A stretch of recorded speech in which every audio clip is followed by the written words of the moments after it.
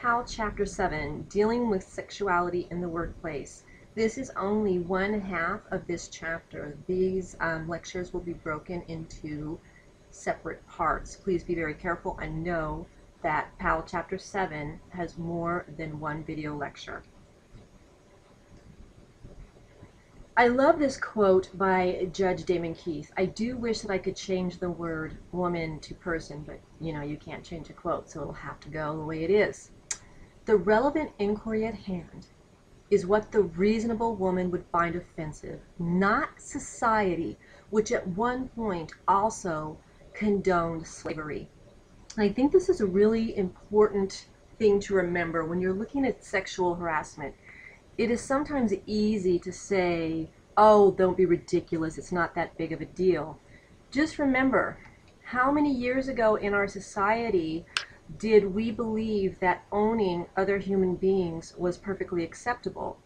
How will we be viewed 100, 200 years from now when people look back at some of the beliefs we hold and some of the things that we do based on those beliefs? I mean, will it be as repugnant and repulsive to them as it is to us to look back at slave owners? So, as you're going through this chapter, if you ever find yourself having the tendency to think, oh, it's just not that big of a deal, I want you to think about this quote, because maybe it really is that big of a deal, but maybe our society has condoned some behaviors for so long that we actually think that the behavior is acceptable.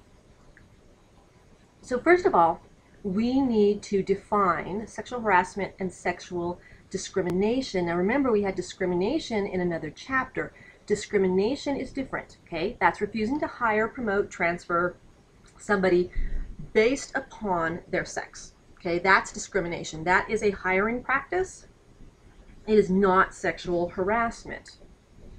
Sexual harassment, on the other hand, unwelcome sexual advances, requests for sexual favors, and other verbal or physical conduct of a sexual nature constitutes sexual harassment when submission to such conduct is made either explicitly or implicitly a term or condition of an individual's employment. Okay, the magic word you want to look for in here is implicit. Okay, maybe it wasn't specifically said, however, it was insinuated, and the employee came to believe that it was a term or condition of their employment, even if it was not explicitly stated. And that one is very important to watch out for. Submission to or rejection of such conduct by an individual is used as the basis for employment decisions.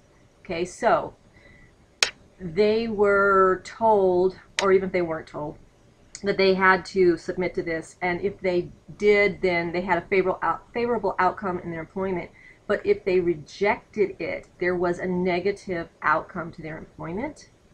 And such conduct has the purpose or effect of unreasonably interfering with an individual's work performance or creating an intimidating, hostile, or offensive working environment. Again, another really important part is we're going to talk about the fact there's actually two different types of sexual harassment, and one of them has to do with this statement about creating an intimidating, hostile work environment. Okay? Now, the two types of harassment that are actionable under Title VII of the Constitution: quid pro quo. Okay, quid pro quo, a Latin term that means something for something. Quid pro quo harassment means you have sex with me and I will give you a promotion or a raise. Okay, that is something for something. Whereas hostile environment is an environment that's created in the workplace. Sexual jokes, nasty magazines, off-color comments, all of these things added together can create a hostile work environment. Quid pro quo is by far the worst form, I say worst as in liability, of sexual harassment, because employers are held to very, very strict standards on quid pro quo, and I think you can see why. This is actual sexual behaviors. If you don't have sex with me, you don't get the job. If you don't have sex with me, you won't get a promotion type of thing. Now, employers are liable, obviously, if they knew about it, but even if they should have known about it. Okay, so basically what was happening is an employer would get sued for quid pro quo, and they would say, well, we had no idea what's going on. Had we known, we would have done something about it. Well, the courts say, you know what? No more excuses. Because, if you skip down here to the bottom real quick, the people that work for you, your supervisors, are an agent of the employer. That person was chosen by the employer to represent the employer, and the employer gave them authority.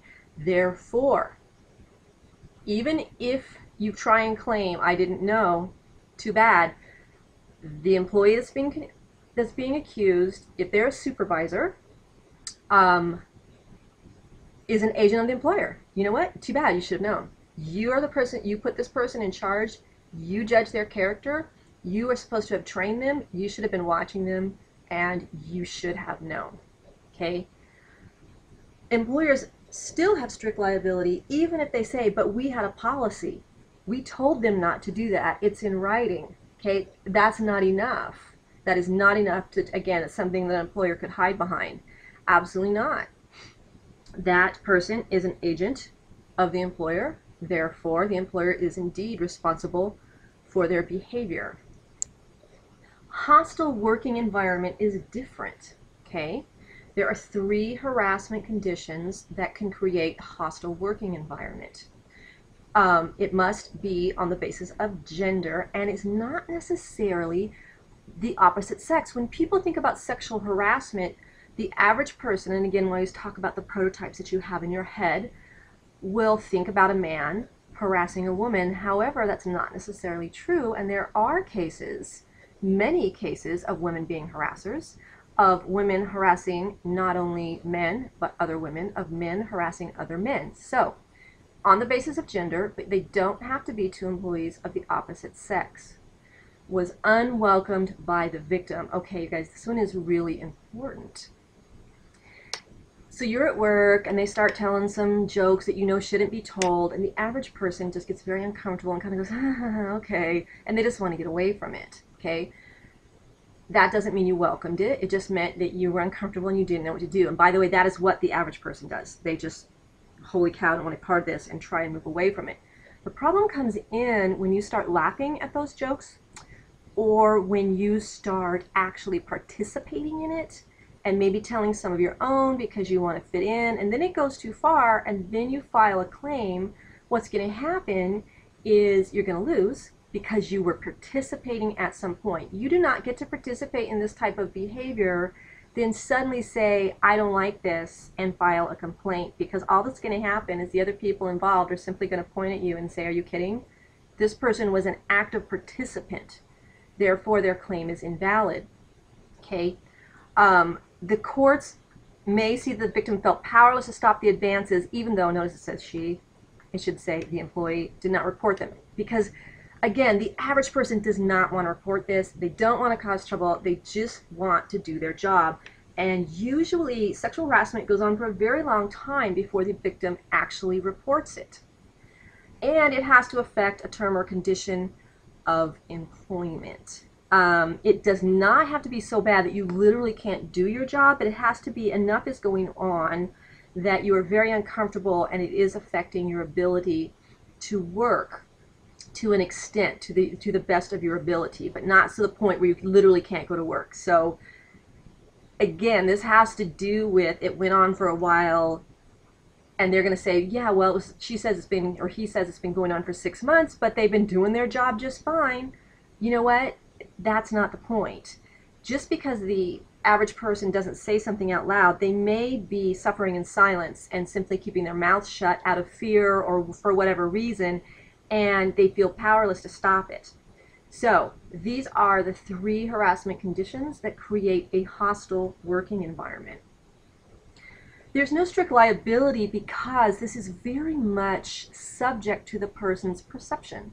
What one person thinks is terribly harassing, another may not. Therefore, when you are looking at hostile working environment, because there's so many variables and perception involved, the courts don't have strict liability. So If your employer finds this is going on, they intervene swiftly and appropriately. It really does mitigate the damage. Insufficient response is worse than none. So basically we knew it was going on and we didn't do anything about it, or we didn't really take it seriously and do much about it. It was a quick hand slap and a wink wink nudge nudge type of thing. That's worse than doing nothing. And I want to give you an example of someone that I worked with who filed against somebody and filed a complaint. And I worked for a very large corporation, huge manufacturing plant. Therefore, inter-office mail was quite an undertaking. The little person rode around on a bike with mail in the back of a basket because the place was so large. So we had mail zone designations, right? Like addresses. So maybe you worked in section 1D. So they would address the mail to you, your name, and then it would say section 1D to tell the mail person where to take it. Makes sense, right? Well, I happen to work in section 4Q. Say it quickly. 4Q. Yeah. So, of course, somebody's going to be silly and make some silly joke about it. So there we were one day at work, and unfortunately I had to work with somebody who was, gosh, it has nothing to do with her religion whatsoever, but if you ever saw Saturday Night Live and you ever saw the church lady, yeah, that's who I worked with, only she was much younger than that. And basically what that means is someone who's so rigid and incapable of accepting other people and is constantly looking for a way to be insulted. Yeah, that's who I worked with. So there we were. 2 women in a manufacturing plant working with, I don't know, 4, 5, 6 guys standing around. We finished the project we were working on. Thank you, bye, bye, bye. And the church lady says, yeah, go ahead and mail me that, whatever. And the guy, of course, says, okay, what's your mail zone? And she says 4Q. And he laughs and says, oh, yeah, well, 4Q too, lady. And then they all laughed. Well, having worked with her, oh, man, I'm like, this guy's dead. Sure enough, she filed a complaint. And that would be considered under hostile environment. And it was found, of course, to be invalid silliness. However, know that the employer still had to call the man in to sit him down. This all had to be recorded. Records were kept, and he was told not to do it again. Now, he wasn't truly in trouble because they knew that this person obviously had some issues with everything. She constantly turned in these complaints. But, you know, even something that can seem so innocent to normal people like you, watch out, because someone else considers it hostile working environment. So this is why there's no strict liability, because there's so much interpretation and perception, okay? This woman interpreted this, she tried to say it was sexual. Of course, it was not at all. It was a silly play on words. It had nothing to do with anything, which, of course, is exactly what the employer ended up saying. But sadly, of course, this went into this person's personnel record. But that's why there's no strict liability, because one person can say something silly like that, another person interprets it in a ridiculous way. So no, she could not have gone to court and tried to file hostile working environment based on that. So there's no strict liability. What is the employer's responsibility in all this? First of all, first and foremost, one of the most important things, prevention. Taking all necessary steps to prevent sexual harassment from occurring. One of the worst things that an employer can do is to just make up some very, very boring online little presentation you go through every single year. It's the exact same thing, and then you have to sign something saying that you watched it every single year. Well, how many times can you watch that before you're not watching it and you no longer care? Okay, so when we start talking about taking all the necessary steps to prevent sexual harassment, training is incredibly important, and not just training, but meaningful training. Bringing the subject up. This is a very uncomfortable subject for a lot of people. It needs to be addressed by the employer. And the employer has to set the example. They have to set the tone and the culture by expressing strong disapproval and true disapproval, not wink, wink, nudge, nudge, eye roll, yeah, we don't want to get in trouble for this type of attitude, but hey, this is wrong and we are not doing it. and then developing the appropriate sanctions so that if it does go on, everyone knows ahead of time there are serious sanctions to this, and if you get caught doing this, there are going to be repercussions. Informing the employees of their right to actually raise the issue themselves, that they have the right to bring this up and say, listen, there's some things going on around here. I don't think this is right. I think this could be considered a hostile environment and we need to talk about this. Without the employee being afraid, they need to be able to bring this up to management. And telling the employees specifically the steps to go through to address it. To whom does the person speak? Where do they go? Do they have to fill out a form? Can it be informal? Do they go to human resources? Do they go to their direct supervisor? The employees have to know what to do.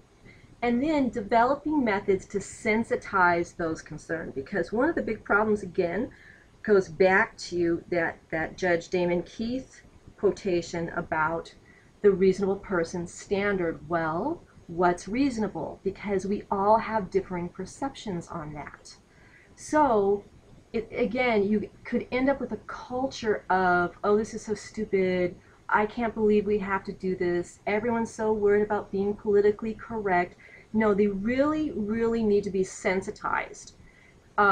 My spouse works for the government. And of course, every year they have to go through all these different trainings. And year after year, the employees get very, very tired of it. Well, one year, my husband came home very, very upset because he had to watch a training on human trafficking. And all the guys that worked for him were up in arms because they were so distraught having watched it. And they travel, and sometimes they travel internationally. Therefore, what they were being taught was how to look for the signs that this is going on, what you should watch out for, what you should report. Really important.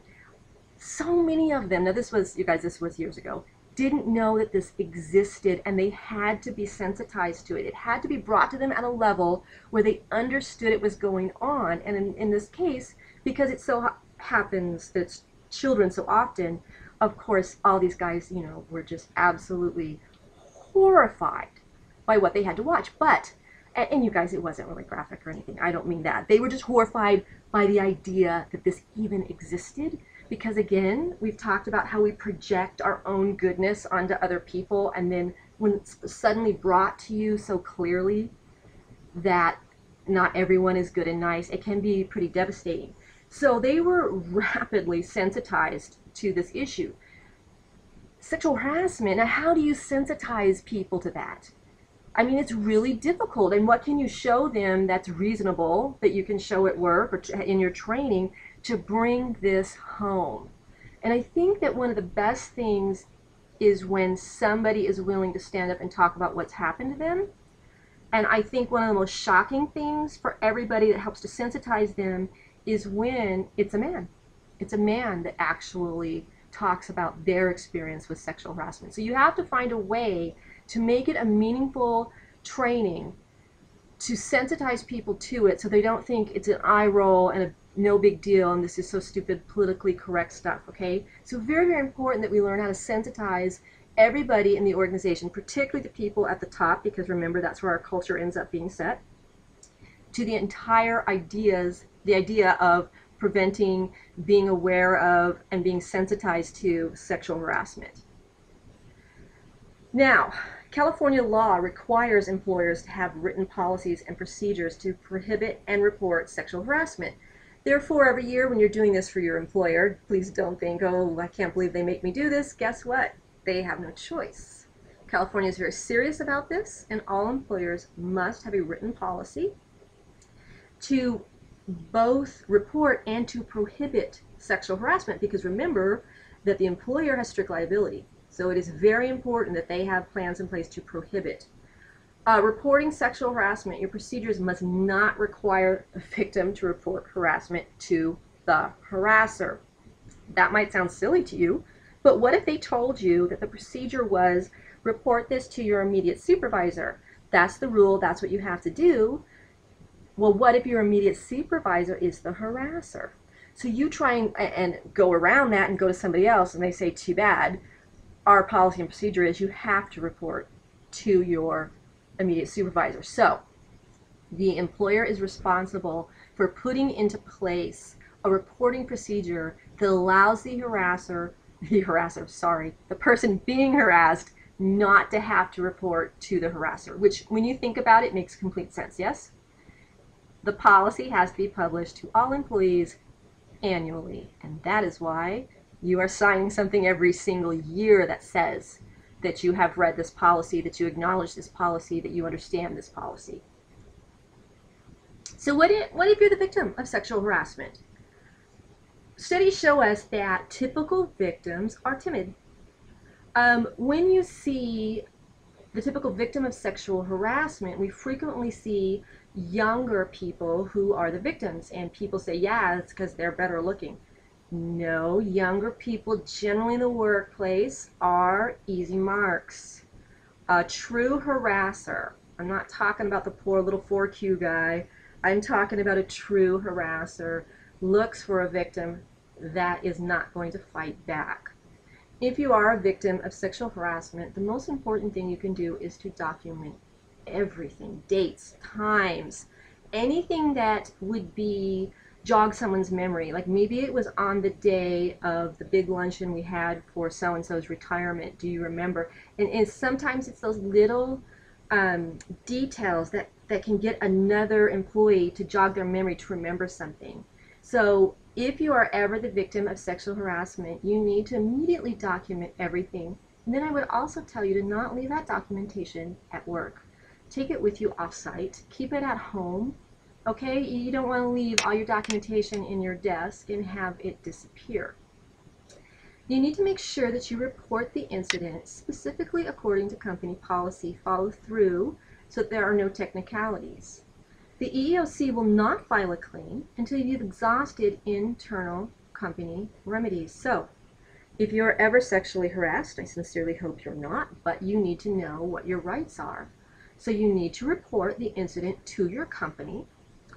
If your company does not take necessary action, again, this is perception, then you file with the Equal Employment Opportunity Commission, the EEOC, who oversees sexual harassment cases.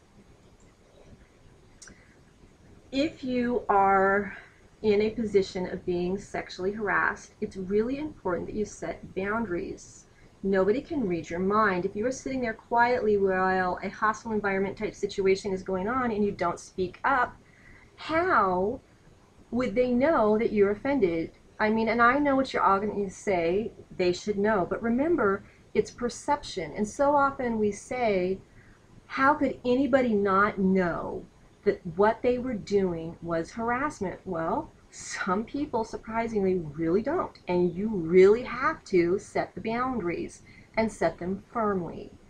When we start talking about traditional communication stereotypes, no can mean not yet or maybe to some men. This is a broad stroke generalization, gentlemen. Please don't be insulted. I'm sure you're not one of those people, but studies show us that it is a male communication stereotype, and so which means that, right, sometimes it's true, sometimes it's not, but that no could mean maybe.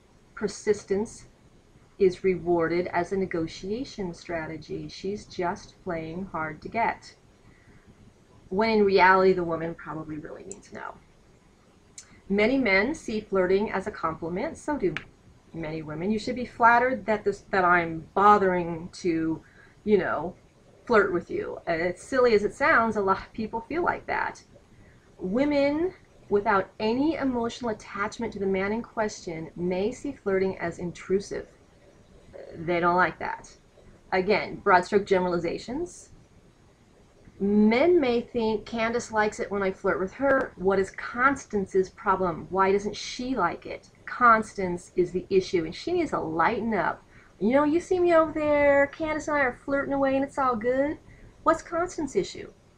What, does she have a problem, a stick up her back? I mean, what's her issue? Here's the theme, Constance and Candace. Perception, personal perception, personal tolerance level, yes? Everyone has the right to work in an environment without sexual attention. And some people crave and seek sexual attention so much, even in the workplace, when others are there to do their job. They don't want sexual attention, they don't need sexual attention, and it actually makes them very, very uncomfortable. Men often have a higher offense threshold. And let me explain to you what that means. It is not unusual at work to hear two men have a conversation where one looks at the other and goes, "Dude, how much weight have you gained? What are you, like 450 at this point?" And they go back and forth with these insults. They have a higher offense threshold. Can you imagine saying that to one of your female coworkers? "Chick, what, do you weigh about 450 now? You look like you need a tampon." No, no, no, no, no. I think all of you know that's not going to happen. You would never go to work and just say, to one of your average general coworkers, I'm not talking about your best friend, I'm just talking about, an average female coworker who works around you, and go, "What, you gained about 20 pounds? Those pants look like they're going to split up the back." Ooh, no. Women's offense threshold is usually lower. It's usually lower than the male offense threshold. And the other thing is, you'll see two men go at it at work sometime, arguing, and they're so mad at each other, and later they'll go out after work and have a beer. Not so much with women. If two women are screaming at each other at work and not getting along, you're probably not going to see them go out after work and have a beer, because women's offense threshold is frequently lower than men's. Men may perceive a female's sexual attractiveness as an invitation. Okay, we're not talking about overt displays of sexuality, inappropriate sexual dress at the workplace. We're talking about the average lady who puts on a nice, new, pretty suit and shoes and has her hair and her makeup done, but she's still appropriate, okay? Don't confuse the two. She is dressed appropriately, but very attractively. Men may think she's doing that on purpose to attract male attention, therefore she will be happy to receive it. When the reality could be that women do not see attractive dressing as a generalized invitation for sexual attention. She may have really done it just to look nice. And again, this comes from all the different perceptions in the workplace and the fact that there really are women out there. And we're going to focus on women on this because most men don't dress in an overtly sexual manner. It's just unheard of in our society, where it's very, very much acceptable for women, or even sometimes expected. So that's why this focus is so much on, the way women dress as opposed to men, because I can't fathom a man coming, what's he going to come to work in that's considered highly sexual? I mean, a Speedo, you just don't do that. It doesn't work that way, whereas it certainly can frequently with women work that way. And that's why this one is skewed so much about the way women dress and how men react. So, men may interpret polite resistance as an invitation for pursuit because she's playing hard to get. She's really enjoying this. In fact, she wants even more of my attention. That's why she's playing hard to get. Whereas to a woman, a polite no is an absolute rejection. No means no. When accused of sexual harassment, many men often think that women are overreacting. Those differing perceptions, those differing thresholds, the different socialization about sexuality. So, this is a test. How many times can you ask a coworker out before it becomes sexual harassment? Do you know the answer? Because it's once. You can ask a coworker out and it is not sexual harassment. Once. If you ask more than one time, it can indeed be considered sexual harassment. Now, do we know that people are going to ask each other out in the workplace? Of course we do. Of course we do. History shows us that your employees will tend to date. So we know that employees absolutely date each other. You just have to know that if you ask a coworker out and they say no, that's it. Never ask again. There is no date that is worth your career, correct? And this slide does say that women have the right to a work environment free from unwanted sexual attention. But the truth is, it should say everyone has the right to a work environment free from unwanted sexual attention.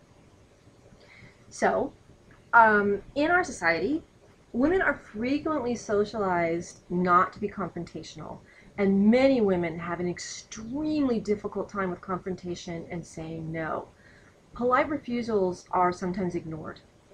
Um, when someone is truly a harasser, it is important that they be able to save face. And I know a lot of you will say, why should we allow this person to save face?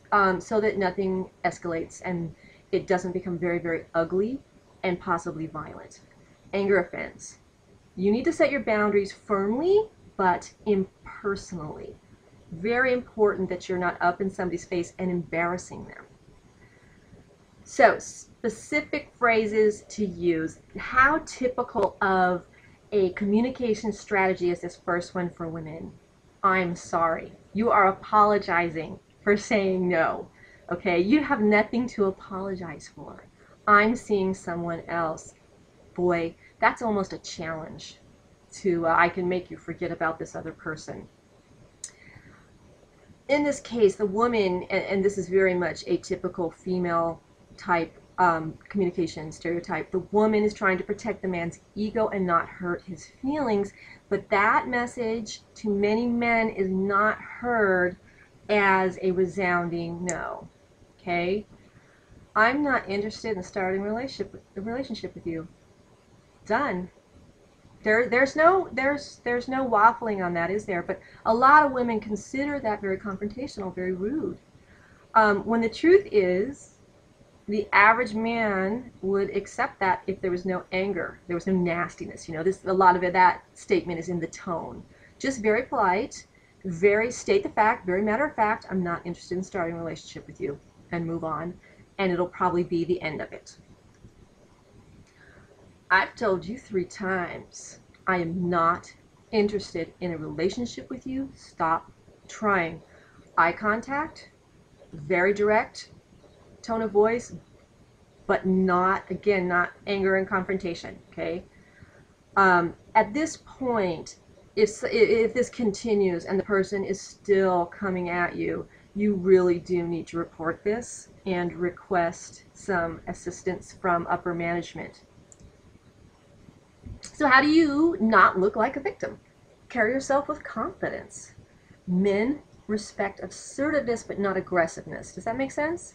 There's a difference between being strong and assertive and being an aggressive, confrontational jerk. Know your rights. Know what to do. Don't just sign that sexual harassment policy every year without reading it. Actually know what you're supposed to do and how to report. Don't make it personal. Don't call the person names. Just keep it very much to the facts. I don't want a relationship with you. Please leave me alone. So, let's talk about a survey of U.S. government employees that showed that 19% of men and 44% of women reported experiencing sexually harassing behavior. That's the number that's, I think, surprising to a lot of people. In 2008, there were over 13,000 sexual harassment complaints made to the EEOC. Part of this has to do with perception, right? Norms that vary from culture to culture. So, let's talk about what happens when you do have to file with the Equal Employment Opportunity Commission, the EEOC. You are most likely to win your case, the more severe the harassment was, that you have supporting witnesses, it's not your word against one other person and there's no proof, that you have that documentation we talked about, and that the person complained to their superiors or their management before going to EEOC. Remember, you have to let your company try to fix it first, and that management did not take action. They took no action. The greater number of those factors that are true, the more likely the plaintiff is to win their case when they have to go file for federal action in a sexual harassment case. So what behaviors constitute harassment? You know, one of the things, there's 2 things in this chapter I want you to learn. What to do if you're a victim, but I also think it's really important that you learn how not to be a harasser. And I know when I say that, everyone immediately says, well, I'm not a harasser, what a terrible thing to say. But remember, there's so many different perceptions that I just think it's really important that we also take a look at how to ensure that you're not a harasser. So when we start talking about the behaviors that constitute sexual harassment, obviously sexual bribery, okay, is not acceptable in the workplace. That'd be a quid pro quo. I think that the average person, what gets them in trouble is more hostile environment, verbal comments. It is not acceptable to make a comment about any body part of any employee at work. It is not. It is not acceptable. Okay? And I want you to know that a person can file a sexual harassment complaint based upon overhearing these comments, even if they were not directed towards that person. It can create hostile environment for them. And I have worked at places where employees were sitting around talking about, look at that just went by, and they start to describe specific body parts. Not acceptable. Okay, this is not your personal sexual trolling zone. These are people who are there to work, to be professionals, and you are not allowed to make comments about any one of their body parts or any type of sexual comment, no matter what the person looks like. Nonverbal displays. All right, sexual assault is a felony. Calling it sexual harassment, it just depends on the severity of what we're talking about. Sexual assault is a felony, okay? When we usually start talking about nonverbal sexual harassment, we're talking about touching, and so, oh, it was just an accident, I didn't mean to, and materials. I think we've all had somebody rub up against us at some point, and you know darn well it wasn't an accident. You know what? That's illegal. You cannot do that. You shouldn't be rubbing any part of your body against another employee. Period. End of statement. Again, I'm not talking about silliness. Somebody staggers in a hallway or the hallway's really packed. I'm talking, you guys know the difference, right? You know the difference. What is personal space in this society? How do you define it? Well, the average person can't define it. They can't tell me how far it is, but if I stood next to you, we could do a little exercise, and at some point you would know immediately what was not culturally acceptable to us if I got too close to you. It's 12 to 18 inches depending upon the circumstances. Now, if a coworker has a report on their desk and you have to bend over looking down their report, you're pointing something, that's different, okay? You don't have a problem with that coworker doing that as long as they keep their eyes on the report, right? But in general conversation, general behaviors at work, Americans are very specific about this little bubble we have around us that we don't want you getting too close. There's actually a Seinfeld about that, about the close talker, right? And about these people who get up too close to you because it's not acceptable in our culture. But I want you to remember that people who come from other cultures frequently have a very different idea about personal space. And their idea of personal space could be that it doesn't exist, or it's much, much smaller than Americans because we come from a big country where we have a lot of space. And not all cultures have that. So I want you to be aware of personal space and how close you get to people. And in particular, you shouldn't be touching somebody at work. Sexually oriented behavior is considered more severe when we have a power inequity. All right, this is a person at a higher level in the company than the victim.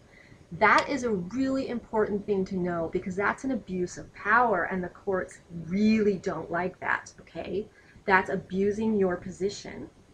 The harasser has behaved similarly toward the victim and others over time, which is a continuing violation. Okay, when somebody files a sexual harassment suit, it is very, very common to find out later that other victims existed, and frequently other victims will start coming forward.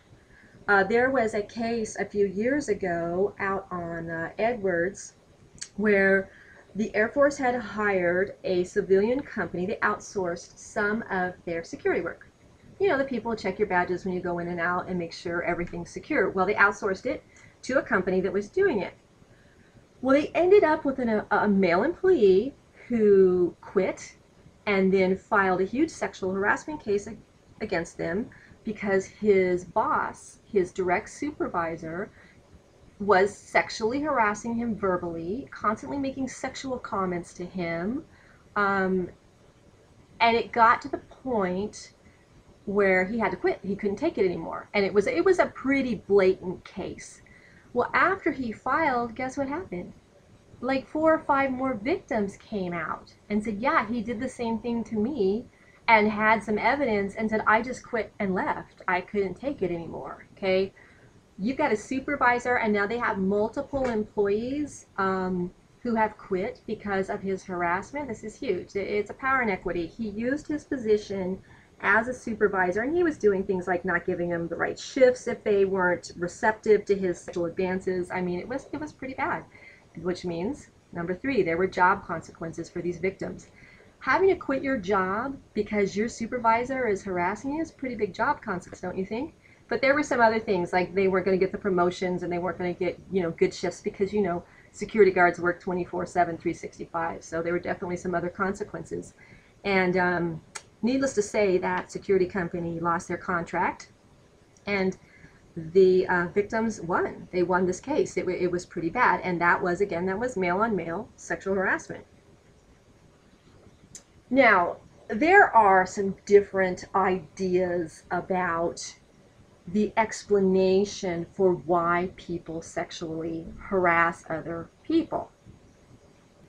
But we're going to continue that in the next discussion. I actually went a little bit farther than I had planned to. So, there are 2 sections to this lecture. You will receive the next section next week. In order to receive your points for this particular section, I want you to go to your personal discussion board and post a thread with the subject line quid pro quo. Quid pro quo prior to the last day of this week, which would be Sunday at 11:59 p.m. Okay, again, 2 sections. You have to listen to both sections, and obviously in the next section there will be another thing you have to go post to receive the full points for this week. So please go to your personal discussion board and post a thread with the subject line quid pro quo.